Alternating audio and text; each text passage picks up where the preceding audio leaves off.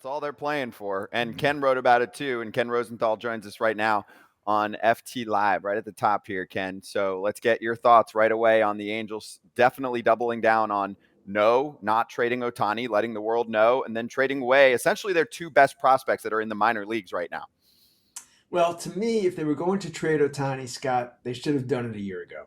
And that was the time, and that was when you could have gotten basically the equivalent of the Juan Soto trade that the Padres made with the Nationals. That kind of return that went back to Washington.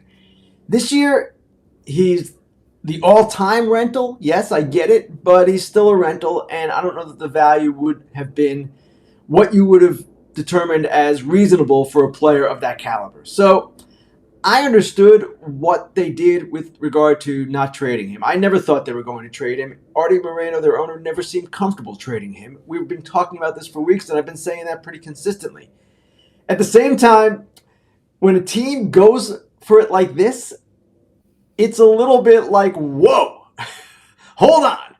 And I understand they might as well go for it. You're trying to get to the playoffs for the first time since 2014 in perhaps your last chance with both Ohtani and Trout. You're trying to make an impression on Ohtani with the hope of possibly re-signing him. If you trade him, you're cutting the cord. That's almost always what happens with free agents who get traded. So I do get it from the Angels' perspective. Do I think it will work? I have my doubts. Hey, Ken, so what I was just saying before, this trade to me it's not going to make them win the World Series for one. I don't think so. I think they're going to have to do a couple more things. Now, do you see them doing more trades now since this piece has fallen? And two, I just didn't. I thought they should have traded him. I thought this was a big opportunity for them to get a big kickback. Would Trout been mad? Of course. But at the same time, the players they probably could have got back in the draft picks as well would have been unbelievable to me. But I still don't see them as a World Series team. It's not about getting to the playoffs. It's about winning the World Series at the end of the day. No? For the Yankees and for the Dodgers and for other teams, it's about winning the World Series. For the Angels at this point, when you have not been to the World Series, to the playoffs since 2014, getting to the playoffs would be really good. And especially if it somehow manifests in a better opportunity to sign Ohtani and to keep him. They're not ruling that out. They believe it's still possible, and they believe that with the course that they've taken, going back to the offseason, we've talked about this, guys, when they made a lot of moves in the offseason to get better. Then during the season, they've promoted 3 players from their 2022 draft just this season. Then they traded for Eduardo Escobar and Mike Moustakas. So they have been on this path toward trying to get to the playoffs. That's why trading Ohtani would have been inconsistent, especially when they're this close right now. Now, is it a great chance? No, it's something like 16% according to Fangraphs. But if you're the Angels and you've got this guy, a historic player who could do historic things this season, it's really difficult to trade him. And that's why, Todd, it was just never really going to be at their forefront unless they totally collapsed. And even then, I don't know that they wanted to do it. Yeah, and I want to clarify. I meant prospects. I know some people I get trolled out there. I meant prospects. Okay, thank you. Picks, yeah. Not picks. I get excited. You know how I get. Yeah, that's all good, man. Todd's in fantasy football season a little bit. That's okay. Ken, is this more the Angels ruining the market by overvaluing other people, or is the market being ruined by teams who undervalue what it takes to get players? First of all, Eric, I never look at it like one team ruining the market. If one team is willing to pay, that's their decision, and the other teams are just going to have to deal with it. And if it's ruined for them, well, too bad. Maybe you should have made that deal and done it preemptively. But certainly, the price they paid was high. Now, I think it was you, Eric, who made a really good point. The Angels' second and third prospects might not be other teams' second and third prospects, but they still were their number 2 and 3 prospects, and they traded them not for 2 guys who were stars. Lucas Giolito, Ronaldo Lopez, these are capable major league pitchers, but they're merely capable. I don't know that they're much above that. Giolito maybe, and Lopez maybe too, but let's face it, they're not going to all-star games and doing monstrous things, and they're rentals. So you're trading a potential future catcher and a 6'6" left-hander who admittedly has had injury problems this year for 2 months of Giolito and 2 months of Reynaldo Lopez. If you get there, I don't think anyone cares. And maybe the prospects never make it. We see this all the time, guys. At the same time, the way the game operates right now, the way general managers approach trades, the way teams in general function, this kind of deal is an aberration. It is a high price for a rental, but the Angels, again, are in an extremely unique position, really an unprecedented position in the sports history, when you have a player like this, and you've only got him for 2 more months potentially, and you want to make sure you take your best shot with him and then perhaps keep him. That's a little bit different than most of the teams are dealing with. I give them credit for being aggressive. At the same time, if, say, Blake Snell and Josh Hader suddenly become available, I would have given up my top 5 prospects if I'm the Angels. I think they would have made a larger impact for them down the stretch and in a playoff run potentially for them. So do you think that they're capable of doing anything else big? Because I'm looking from a farm system perspective, and I'm like, you're going to lose out on most trade offers at this point. That's step one. Step two, part two of this question for me is, do you think that in their casual conversations, they were like, we're not going to make a trade that is going to like blow up the sport in terms of how many prospects we're going to bring back. So it's not going to look incredible for us. Let's just go for it. And it's a sign of what, say, teams like the Rays and the Orioles are going to do. They have this discipline meter where they're like, we're not going over it no matter what, even if we think the move could win us a World Series. Well, a couple things. One, part of their rationale, from what I understand, is they feared that Blake Snell and Josh Hader would not become available, that Marcus Stroman might not become available with the Cubs on this little bit of a surge here. So they felt that in order to get the pitchers that they wanted, they had to jump. And that's why with nearly a week before the deadline, they acted in the way that they did. Now, in terms of what they could have gotten back, Scott, it would not have been the same as what it would have been last year. And could it have been 2 top 100 prospects and maybe a third player, maybe a major leaguer at some level? I assume it could have been. It is Shohei Ohtani, and for the chance to get him, teams would have moved mountains, so to speak. But at the same time, it's what we just described in reverse. You're trading for prospects, and you've got Ohtani. And you're Arnie Marino, and you get all this money from Japanese advertisements and merchandise and all these things that you have because you have Ohtani. You want to play this thing out. And that is the approach that they took. And again, I don't really have much of a fault with them or for doing what they did, this particular deadline. The last deadline, if you really were thinking long-term about your franchise and long-term stability and health of your franchise, that is when you should have done it. They didn't do it then. And at that point, okay, they're in on Ohtani and they're in on keeping him, and they're going to do what they have to do, which is exactly how they've proceeded since. What's going on, Ken? How you doing, Lorenzo? today? How's it going, man? Been all right. Me personally, I agree with everything. This ain't the you Zach said. Greinke trade, by the way. Zach Greinke for Lorenzo Kane. I like it. Me personally, I agree with everything you just said. Like I said, they traded for Reynolds. To me, Shohei Ohtani, I think they should have traded him at the deadline. But hey, they're making a move. They're trying to win a World Series. But me personally, I don't think they have a chance of making the playoffs or winning the World Series. So do we go into the offseason knowing that Ohtani's not coming back? And also, do you decide to move Trout now? Well, Is it it's an funny, opportunity to Lorenzo. move Trout and not waste his good years or the rest of the years he has left? It's funny you ask that because Mm-hmm. I wrote this today. Their chances of making the playoffs are slim.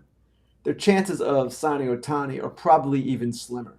So if you play this out, where are they in December, for instance, if they haven't made the playoffs and Ohtani has gone to wherever else he might go?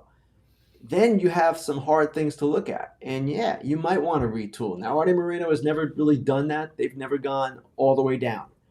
But you have to ask yourself that question. And part of the calculus here is, okay, you're taking this shot. It looks really cool to all of us right now. But what's the downside? What's the risk? And our writer, Sam Blum, wrote about this today, that it looks rosy if it all works out, but there's a better chance it doesn't work out. And if it doesn't work out, then you're going to have to face all the questions that we're discussing here, and including the one, Lorenzo, that you just raised. What do you do with Mike Trout? Does Mike Trout, at that point, who has been a good soldier throughout his career, say, you know what, guys, I want to win. I want to go to a place where I can win? It's a very good question. Hey, I'm going to switch gears real quick. I'm going to Thor, my guy I play with the Mets. What was the thinking there for the Guardians there, as well as the Dodgers? I was kind of confused a little bit. Who won that trade? What do you think the thinking was at the end of the day for both parties? Well, it's funny, Todd. We sit here, a lot of us as reporters and others, we speculate on what trades might happen and who might fit here, who might fit there. And as I've often said, we don't know what the heck is going on. And what happens ultimately makes our heads spin around. The Giolito trade to the Angels, no one saw that coming. Syndergaard for Rosario? No, that was not on anybody's bingo card either. Now, the way I see it, the Guardians certainly need innings in their rotation. They've had injuries, Bieber most prominent among them. They're pitching a number of kids. They're hoping Syndergaard is healthy and can give them at least some coverage for the rest of the season. Rosario was a guy that meant an awful lot to that team last season and before, and even this year. But they have a number of young shortstops that they want to create opportunities for, and Rosario is a potential free agent.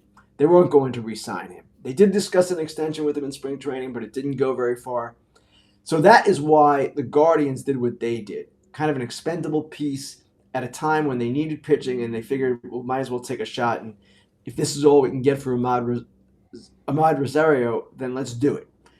The Dodgers, it's interesting there too, because they just traded for Enrique Hernandez. Now, you're not going to play Enrique Hernandez at shortstop. We saw that happen with the Red Sox this year, and on a regular basis, just wasn't working. Maybe even on an irregular basis, it wouldn't have worked after all that he went through there. They've got Miguel Rojas, a competent defender. Rosario hits left-handed pitching, and that's something that appeals to them. They did want right-handed bats. And while his defense this year is down, I assume they feel that he can handle the position, and they'll figure it out, a rotation with him and Rojas, and they'll play Kike against left-handers too in certain other positions. They have a unique way of putting a team together, and it usually works, right? So that was their idea. And the other thing from the Dodgers' perspective, they traded a guy that probably was never going to pitch for them again to get Ahmed Rosario, who will at least play some role. So we're talking about a team that's 4 games out. Yes, they have Shohei. Is it true? Are we hearing that the Diamondbacks may pivot and maybe not be real big buyers or sellers at the break with their half a game out of the wild card right now? No, it's not true that they're going to pivot. And the only thing that I've written and that is probably true is they, at the start of the month, had a lead in that division. I believe it was 3 games. They don't have that lead anymore. They're chasing the Dodgers as they often have throughout the past that past decade. And at that point, do you act as aggressively? Because you're looking at the difference between a division title and a potential bye out of the first round and a wild card, which is an entry into that first 2 of 3. So you might not be quite as aggressive. Now, this is a team that, like many others this year, wants to get back to the postseason and is finally on the upswing. But you're going to hear this over and over again in the next few days. We're going to act responsibly. We're not going to do anything stupid. Okay. But I can see the logic for the Diamondbacks, because if you're not playing for the big prize, knocking down the Dodgers, getting that bye, you're playing for a wild card, it's a little bit of a different equation. And they could react to that. They're going to try. They're going to try to get better. But I don't know that they're going to be as aggressive as they might have been before. Okay, Ken, let's finish with the Cubs. And I loved your little note in the Athletic Windup, the great newsletter this morning, about the lines in the game. Yesterday I was watching and I was like, oh no, poor GMs are going to get calls now. They're going to be like, oh, I watched that game last night. Stroman, 7 earned and 3 1/3. Lynn, I think some of that was inherited runners after he left, because I turned away for a moment, but 7 earned and 4 2/3. He's going to join us later. And Joe Kelly and Middleton for the White Sox as well. Okay, so let's focus on the Cubs. We know the White Sox are going to trade everybody, but basically Cease. They have made a run. They have won, 7 of 8. Now, Stroman's not pitching well, and he has the player opt out that, hey, if he really doesn't pitch well the next couple months, teams are definitely going to be afraid of on the other end. Bellinger looks like he'd be the best bat available. Do we really think the Cubs are going to be a serious playoff team and they're going to buy now instead of selling away Bellinger, where they can get probably 2 high-end prospects for him? I don't know. Now, Scott, remember, they've sold the past 2 deadlines, and they play in Chicago, a big market. It's sort of time for them to start thinking about winning, wouldn't you say? So that's one end of it. The other end of it is most of their top prospects were guys that they acquired in those last 2 deadlines, those deals that they made for Bryant and Rizzo and others. So there is a real appeal to selling for them, particularly because you say it correctly. They're not going to win the World Series this year. They might not even win the NL Central this year. Probably won't, in fact. And wild card is equally elusive, most likely.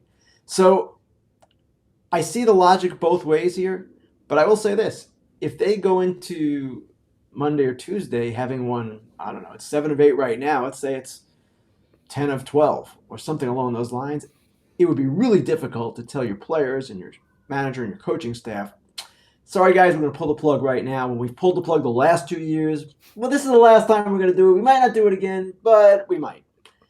It's problematic. And it's interesting with Stroman. His last 6 starts, he has regressed. Bellinger, yes, could get a lot, and you do well for him. But it's the whole question of, do you go in or do you go out, or do you try to kind of thread the needle in between? I'm not sure where they are right now. There isn't much clarity in a lot of ways, but if they don't keep this going, then I think it becomes clear and you sell. Yep. Yeah, it's wild at this point of the year when you're looking at some of these teams. Like, I really don't see it. You're watching 100-plus games of, like, the Angels, the Cubs. You're like, I don't see it, but they're winning at the right time to kind of screw over their future maybe to an extent. Ken, great to have you on here right at the top. Keep doing your thing. We'll talk to you next week. Thanks, guys.